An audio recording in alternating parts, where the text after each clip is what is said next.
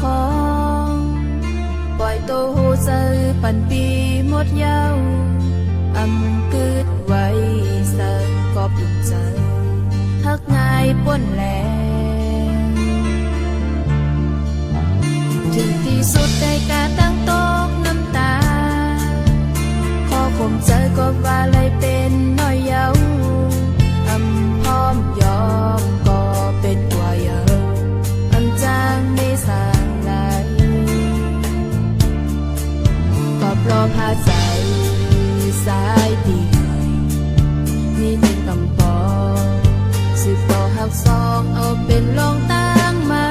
สุบยุ่งหูใสได้สืบพักแข่งก็นั่งวนไอเสยก็ว่าเป็นกอมาตั้งหลังอำเภอเป็นคนเขาก็หักอ่อนเปิ้นก็โกบาปแลย้อนส่งคืนผู้เป็นเจ้าของเต่าสายเอาน้ำล้างลูกเป็ดตั้งหาเขาสอง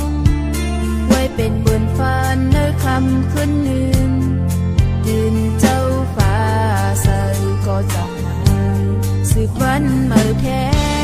ง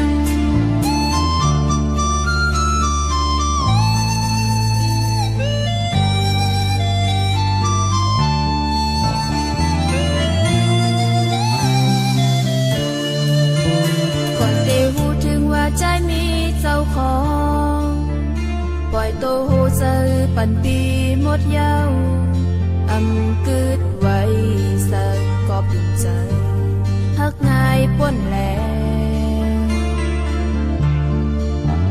ถึงที่สุดได้กาตั้งตกน้ำตาขอข่มใจก็ว่าเลยเป็นน้อยเยาอำพร้อมยอมก็เป็นกว่าเยาอำจางไม่สร้างไหลก็ปลอพาใจสายดีนี่หนึ่งคำบอกสืบต่อหักสองเอาเป็นลองตา